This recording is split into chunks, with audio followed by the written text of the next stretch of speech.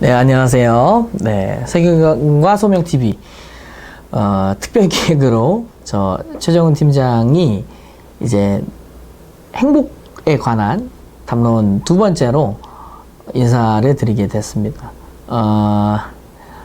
어떻게 첫 시간 잘 이렇게 들으셨는지 모르겠습니다. 네.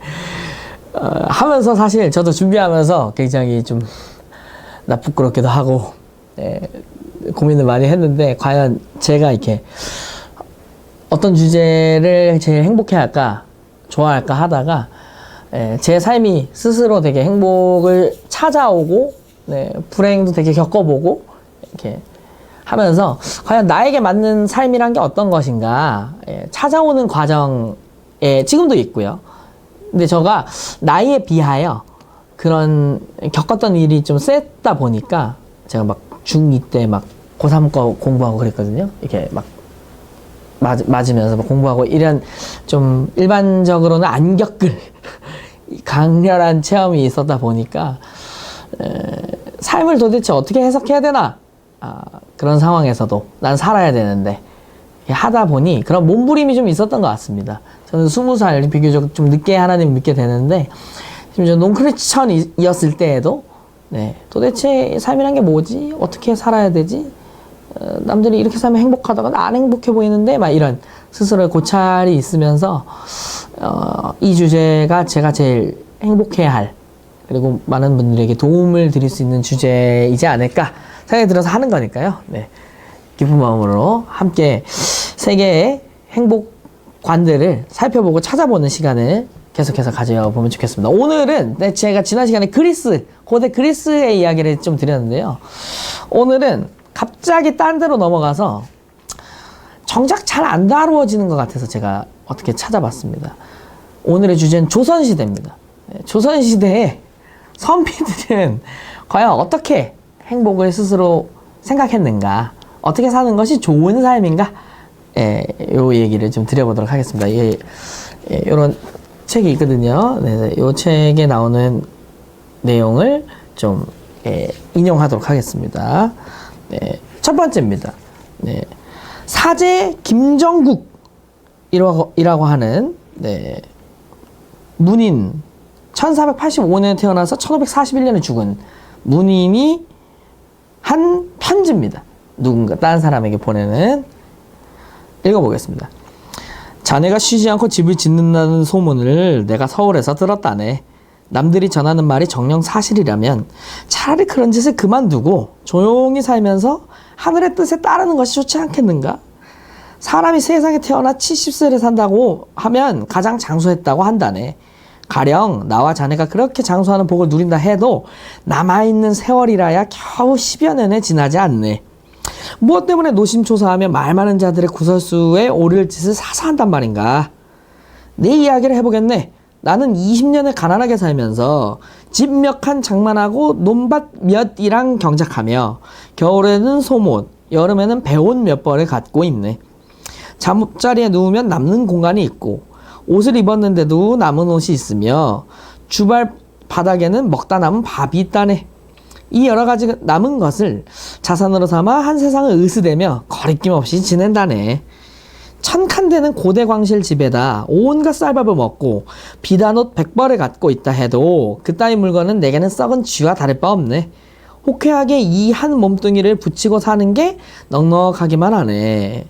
듣자니 그대는 옷과 음식과 집이 나보다 몇 100배나 호사스럽다고 하던데 어째서 조금 더 그칠 줄 모르고 쓸데없는 물건을 모으는가? 없어서는 안 될 것이 있기는 하네.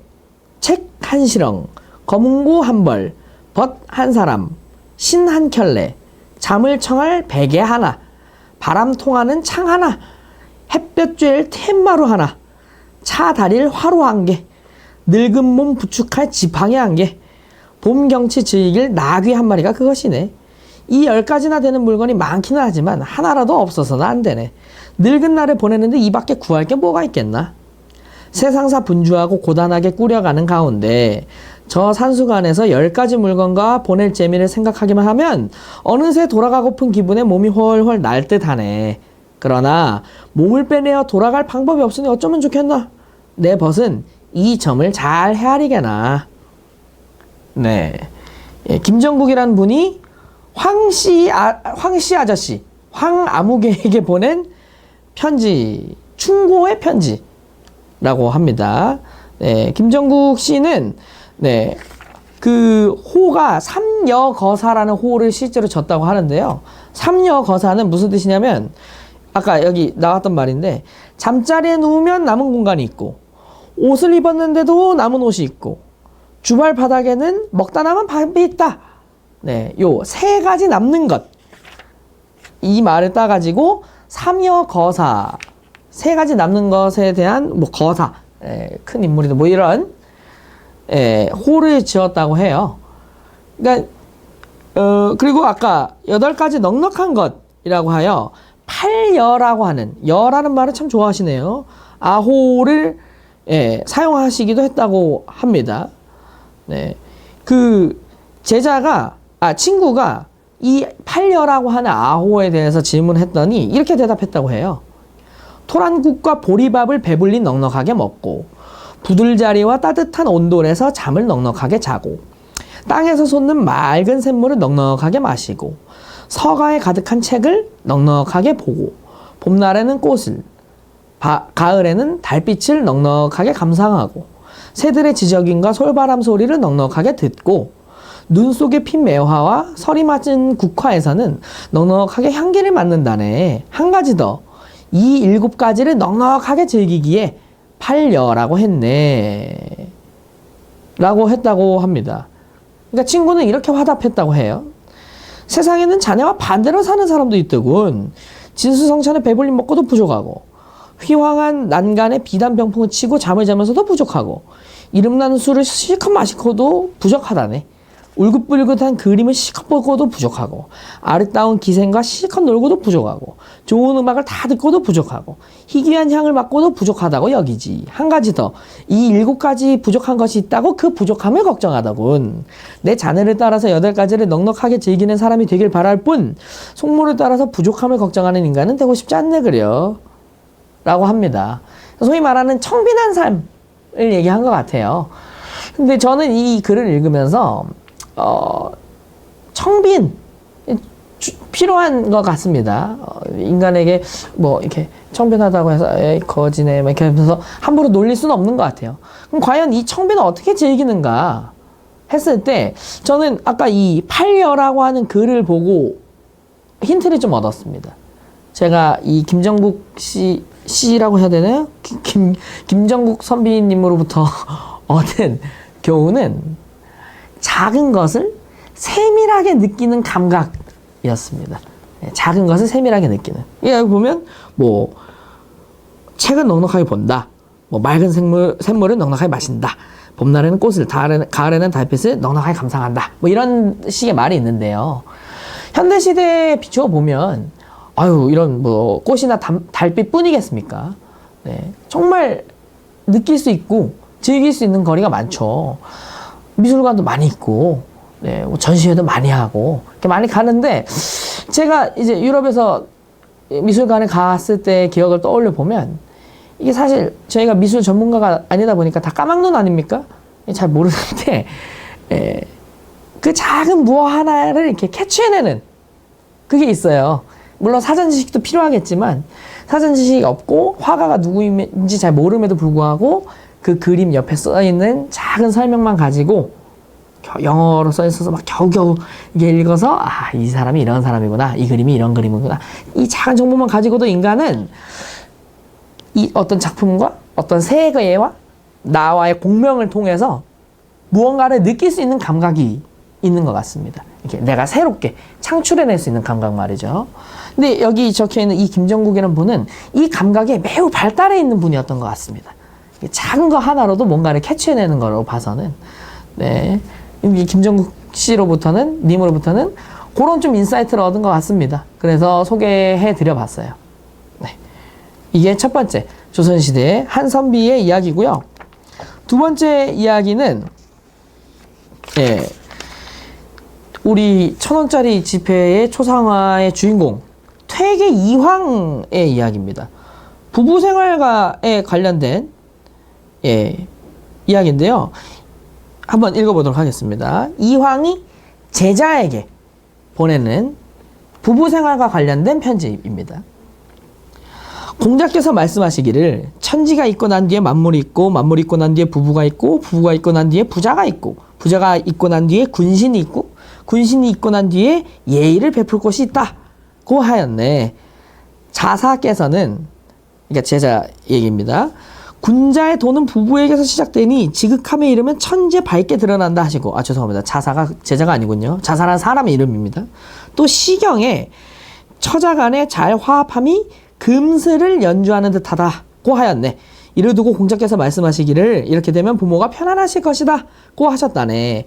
부부의 도리가 이처럼 중요한 것이니 마음이 잘 맞지 않는다는 이유로 소홀하고 박절하게 대해서야 되겠는가. 대학에 그 근본이 어지러우면서 지엽이 다스려지는 경우는 없으며 후하게 대할 때에 박하게 하면서 박하게 대할 때에 후하게 하는 자는 없다고 했는데, 맹자께서 이 말을 부연하시기를 후하게 대할 때에 박하게 한다면 박하게 하지 않을 때가 없을 것이다 고 하였네. 사람됨이 박하고서야 어떻게 부모를 섬길 수 있겠으며 어떻게 형제, 친척, 이웃과 잘 지낼 수 있겠으며 어떻게 임금을 섬기고 백성을 부릴 수 있겠는가. 공이 금슬이 안 좋다고 들었는데 무슨 이유로 그런 불행이 생긴 것인가. 세상을 보면 이런 문제가 있는 사람이 적지 않네. 아내의 성품이 나빠 고치기 어려운 경우도 있고, 아내가 우둔한 경우도 있고, 남편이 방종하여 행실이 좋지 못한 경우도 있고, 남편의 호오가 이상한 경우도 있네. 경우들이 말아 일일이 거론할 수는 없네. 그러나 대의를 말한다면 그중 아내의 성품이 나빠 교화하기 어려워 스스로 소박을 당할 만한 죄를 지은 경우를 제외하고는 모두 남편이 스스로 자신을 반성하고 애써 아내를 잘 대해주어 부부의 도리를 잃지 않으면 되네. 그렇게 하면 부부의 큰 인륜이 무너지는 데에 이르지는 않을 것이고 자신도 박하게 하지 않을 데가 없는 지경에 빠지지 않을 것이네. 성품이 나빠 고치기 어렵다는 것도 몹시 패역하여 인륜의 도리를 어지럽힌 경우가 아니라면 역시 상황에 따라 대처하고 갑자기 인연을 끊어버리지 않는 게 좋네. 옛날에는 아내를 버려도 그 아내가 다른 데 시집을 갈 수 있었기 때문에 칠거지약을 저지르면 아내를 바꿀 수 있었네. 그러나 오늘날의 아내는 대부분 한 지압이만 끝까지 따르니 어찌 정의가 맞지 않는다는 이유로 남처럼 대하거나 원수처럼 대하여 한 몸처럼 살아야 할 사이가 서로 반목하게 만들겠는가. 그리고 한 이부자리를 사용하면서 천리나 떨어진 것처럼 되어 가도가 시작될 곳이 없고 만복이 깃들 뿌리가 없게 해서야 되겠는가. 대학에도 자신에게 잘못이 없는 뒤에 남의 잘못을 지적한다고 하였네. 이 부부간의 문제에 대해 내가 예전에 겪은 것을 말해주겠네. 나는 2번 장가 들었는데 하나같이 아주 불행한 경우를 만났네. 그렇지만 이러한 처지에서도 감히 박절할 마음을 내지 않고 애써 아내를 잘 대해준 것이 거의 수십 년이었네. 그동안의 마음이 몹시 괴로워 번민을 견디기 어려운 적도 있었네. 그렇지만 어찌 마음 내키는 대로 행동해서 부부의 큰 인륜을 무시하여 홀어머니께 걱정을 끼칠 수 있었겠는가.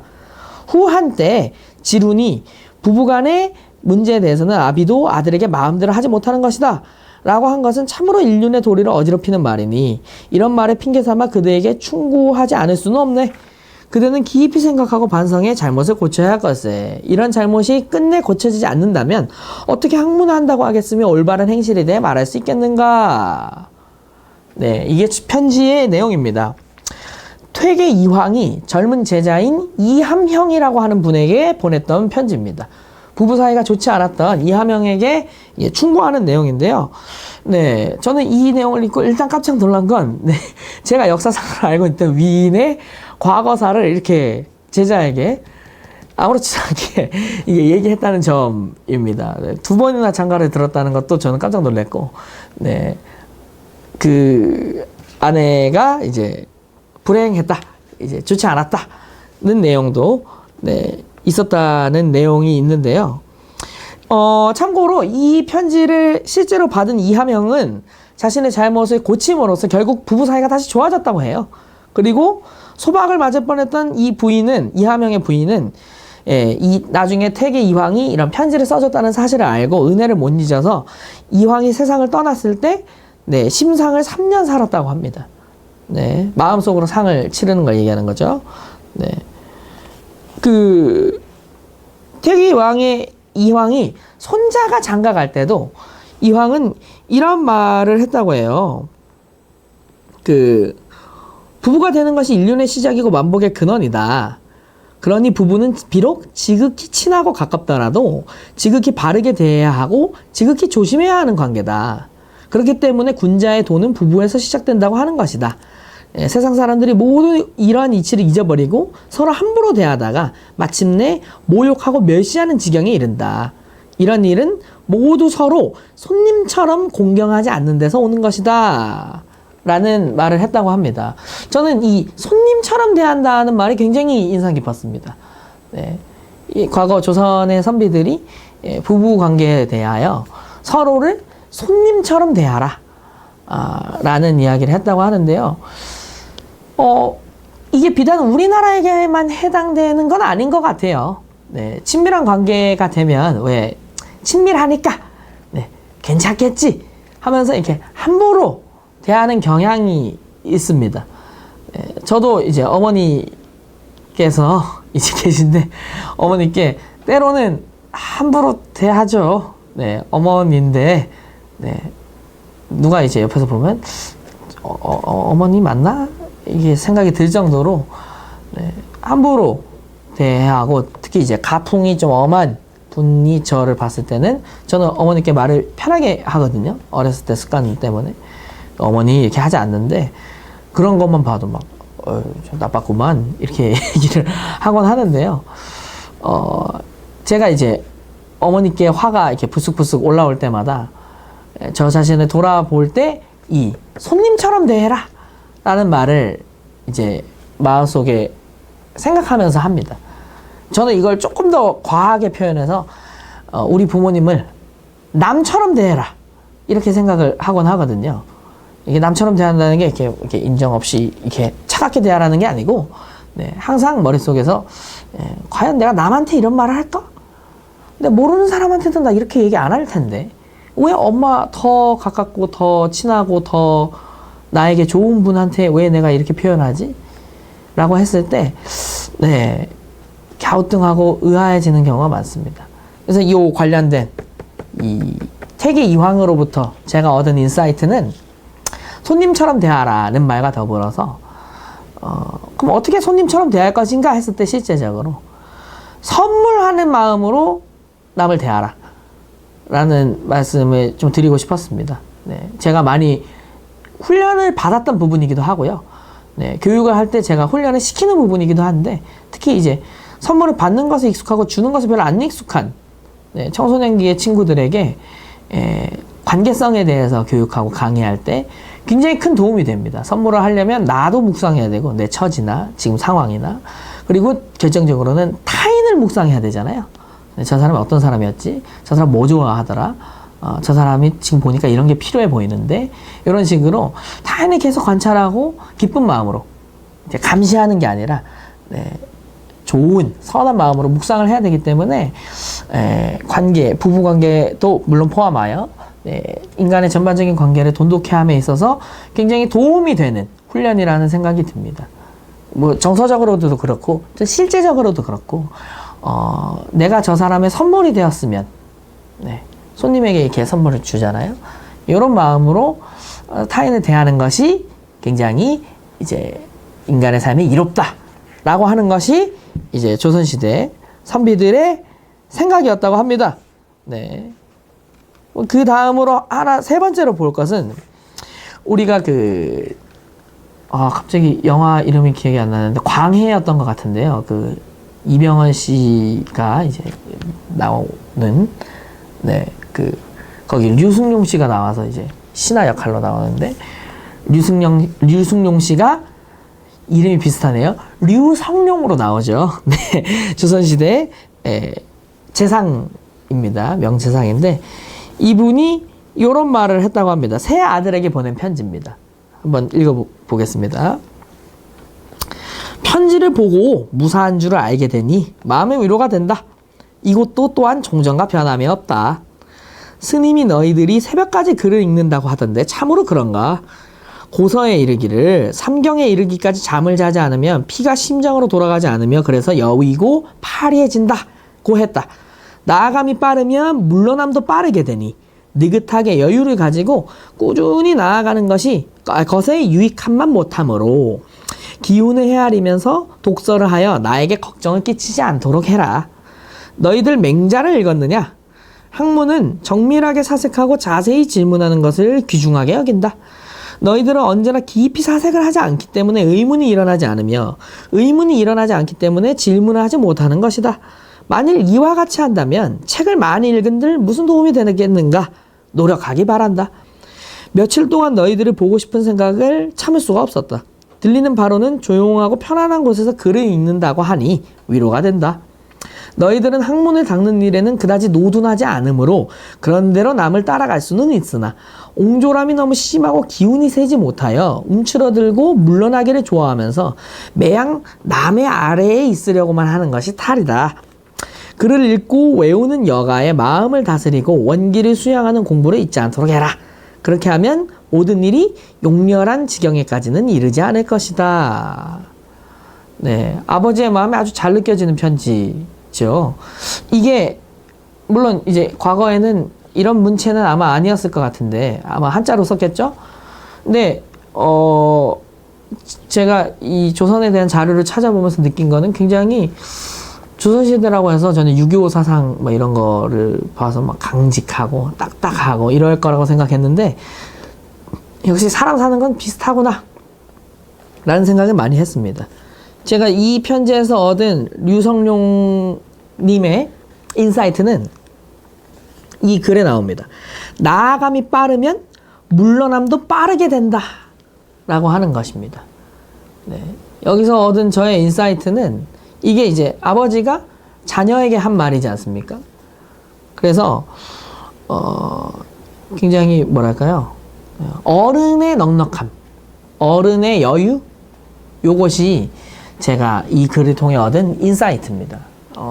저의 어찌 보면 평생 수건 중에 하나예요. 네, 건강한 어른이 되는 것, 네, 좋은 어른이 되는 것 했을 때 그럼 과연 좋은 어른이 무엇일까? 라고 생각해 보면 이런 바로 넉넉함과 여유를 아는 어른이 아닌가 생각이 됩니다. 이 넉넉함과 여유는 근데 제가 생각하기에는 이 류성룡 씨도 마찬가지였을 거라 생각이 드는데 어떤 되게 유유자적하고 뭐랄까요, 우리가 흔히 상상하는 여유하면 상상이 되는 되게 편안하고 안주하는 삶에서 나오는 게 아니라 저는 어른의 이 넉넉함과 여유는 소위 말해 산전수전 다 겪고 인생을 치열하게 살아본 그 결과로 나오게 되는 다 지나놓고 보니 이러이러하더라 라고 하는 여유인 것 같아요. 저는 이게 신앙에도 그대로 적용이 될 수 있다고 봅니다. 이 넉넉함과 여유는. 네. 때로는 하나님께 기도하다가도 안 들어주실 수도 있는 거고 이게 예수님께서도 그런 기도를 하신 적이 있잖아요. 이게 내 원대로 마옵시고 하나님 원대로 하세요. 이렇게 기도를 한 적이 있지 않습니까? 마찬가지로 이런 자녀 셋이 이런 넉넉함을 가지고 있는 아버지의 이런 나아감이 빠르면 물러남도 빠르다. 저는 이 이야기가 굉장히 따뜻함으로 다가왔을 거라는 생각이 들었습니다. 이 글을 읽고. 그리고 아까 뒤에 나오지만 뭐 옹졸함이 너무 심하고 뭐 이런 다소간의 충고 내지는 질책을 해요. 아버지로서. 그러나 이런 넉넉함과 여유가 먼저 나온 뒤에 나오는 어떤 질책과 충고가 자녀들에게는 훨씬 더 이렇게 잘 받아들여질 수 있는 것이 아닌가라는 생각이 문득 들었습니다. 그래서 이런 삶의 지금 제가 말씀드리는 삶의 여유라는 건 막 시간이 많고 막 넉넉하고 이런 여유라기보다는 사람이 이렇게 품이 넓고 네, 이렇게 허허 이렇게 넘길 수도 있고 이런 여유를 말씀드리는 건데요. 최근에 저는 많이 보진 못한 것 같습니다. 이게 되는 분들을 많이는 보지 못한 것 같습니다. 현대사회가 너무 급박하고 어떤 삶을 해석하는 관점이 거듭 말씀드리지만 획일화되어 있기 때문에 획일화된 관점으로 보면 이 넉넉함이 나오기가 어렵죠. 그러니까 이런 면도 보고 저런 면도 본 어른의 어른이 할 수 있는 큰 어른이 할 수 있는 이런 멋진 생각이었던 것 같습니다. 인사이트는 삶의 여유와 넉넉함이 우리에게 필요하다라는 부분이었습니다. 그럼 오늘 마지막으로 다뤄볼 분은 조선 초기에 학자였던, 초기 맞네. 죄송합니다. 다시 하겠습니다. 네. 마지막으로 알아볼 인물은, 네, 이규보라는, 네, 조선시대 문인이 했던, 네, 동국 이상국집이라고 하는 글에 나오는 내용입니다. 내용의 일부입니다. 옛말에 이르기를 검은고는 여기서 악은 음악입니다. 악의 으뜸이라 하고 군자가 항시 사용하여 몸에서 떠나지 않는다 하였다. 나는 군자가 아니지만 검은고 하나를 간직하고 줄도 갖추지 않고서 어루만지며 즐겼더니 어떤 손님이 이것을 보고 웃고는 얼마 후 줄을 갖추어 주었다. 나는 사양하지 않고 받아서 길게 혹은 짧게 타며 마음대로 가지고 놀았다. 옛날 진나라 도연명은 줄이 없는 검은고를 두고 그 뜻을 밝힐 뿐이었는데 나는 이 구구한 검은고를 가지고 그 소리를 들으려 하니 어떻게 옛사람들을 본받아야 하겠는가. 짧은 글입니다. 이게 동국이상국집이라고 하는 이규보의 대표적인 저작물에 나오는 글인데요. 네, 대부분의 선비들은 글을 통해서 중국의 두보라든가 도연명, 소동파 이런 분들의 풍류를 잘 알고 있었기 때문에 자신들도 그런 풍류를 즐기려 했다고 합니다. 네, 그런 마음에서 심지어는 줄이 없는데, 검은고에 줄이 없는데 타는 신용만 내면서 스스로 취했던 거죠. 네. 그래서 이규보 씨는 시와 검은고와 술을 너무 좋아해서 삼혹호 선생이라고 불렸다고 해요. 세 가지 것을 아주 좋아했다, 이런 의미인 것 같습니다.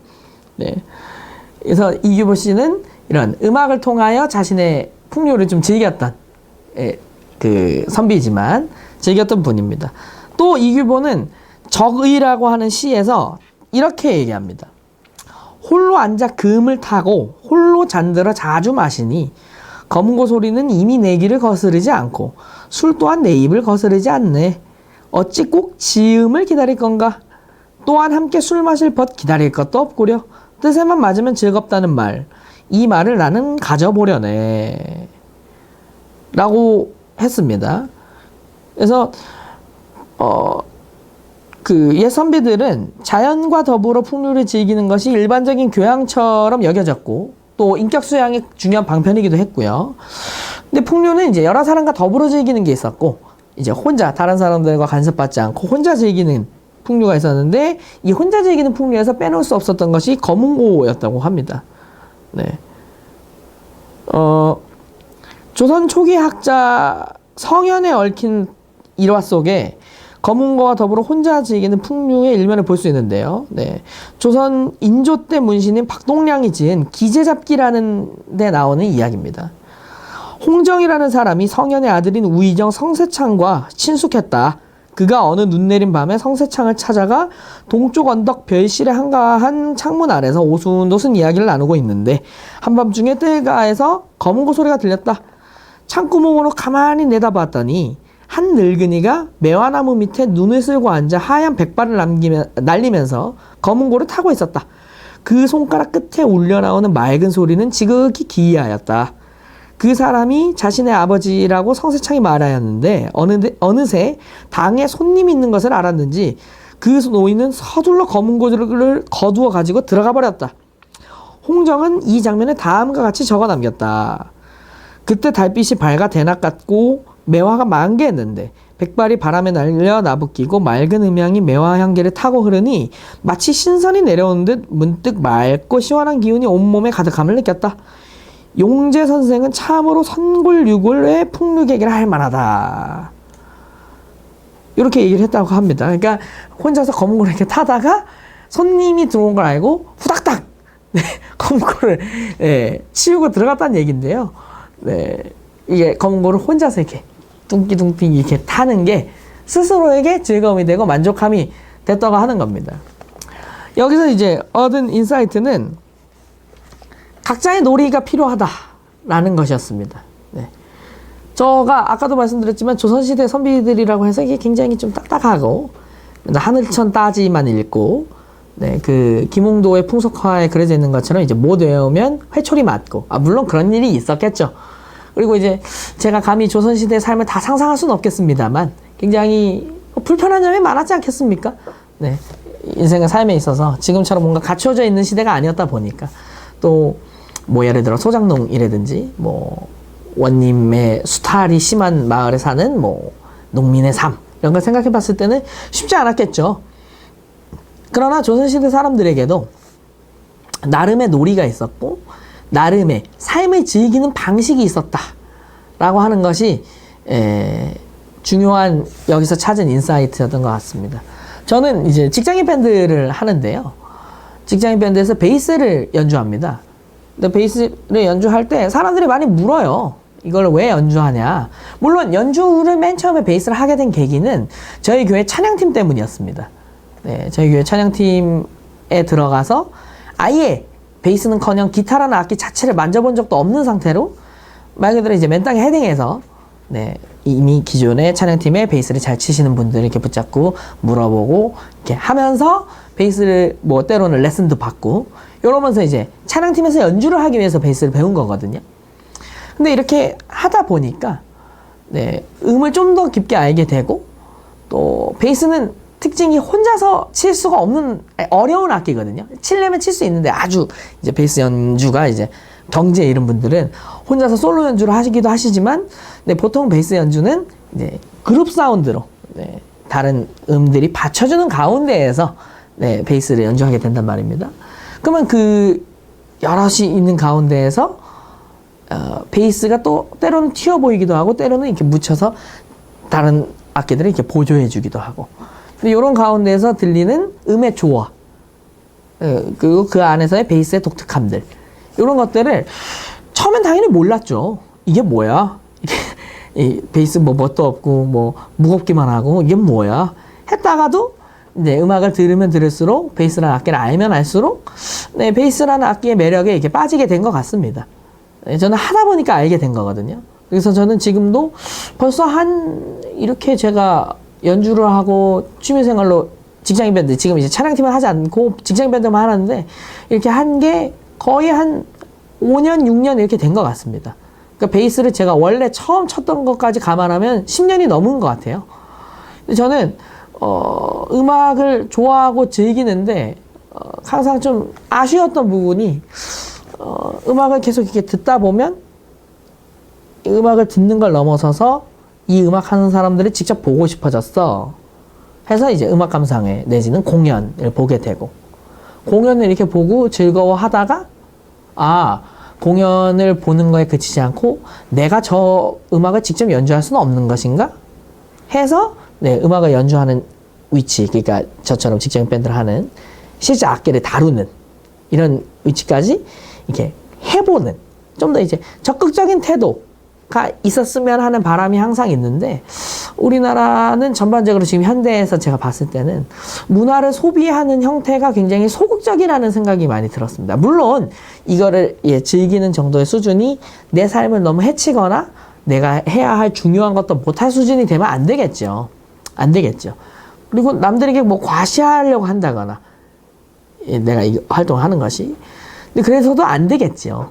그러나 지금 여기 이규보 선생이 잘 보여주는 것처럼 네, 인간은 다른 존재와는 달리 별 의미 없어 보이는 음에서도 의미를 찾고 네, 즐길 줄 아는 게 하나님이 우리에게 주신 인간의 모습이다 라는 것이 저의 이제 생각입니다. 그래서 각자가 각자에 맞는 큰 형태든 작은 형태든 이렇게 하다 보면 좀 더 하다 보면 좀 더 하다 보면 이게 이렇게 즐거운 것이구나.